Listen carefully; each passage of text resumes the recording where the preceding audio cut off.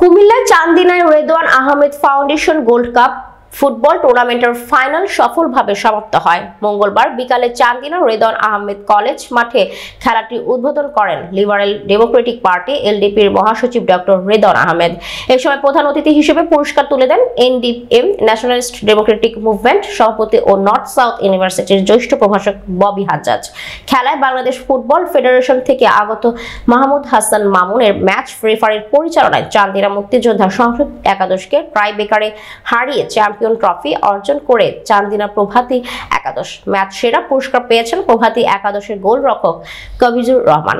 এই সময় টুর্নামেন্ট আয়োজক কমিটির সভাপতি রেজওয়ান আহমেদের সঞ্চালনায় বিশেষ অতিথি বক্তৃতা করেন চান্দিনা রেদওয়ান আহমেদ কলেজ পরিচালনা পরিষদ সভাপতি সুলতান মঈন আহমেদ রবিন, টুর্নামেন্টের প্রধান সমন্বয়ক মমতাজ আহমেদ, কলেজ অধ্যক্ষ মনিরুল ইসলাম ভূঁইয়া, টুর্নামেন্ট আয়োজক কমিটির সাধারণ সম্পাদক অধ্যাপক রুহুল আমিন, পরিচালনা কমিটির উপদেষ্টা জুয়েল ভূঁইয়া, জামান আফরোজ, মানিক, আব্দুল বারিক, মুজিবুর রহমান, পরিচালনা কমিটির সদস্য অধ্যাপক গিয়াসউদ্দিন ভূঁইয়া, জামশেদ আহমেদ জাকি, মনিরুল ইসলাম মাস্টার সহ খেলা পরিচালনা কমিটির অন্যান্য সদস্যবৃন্দ।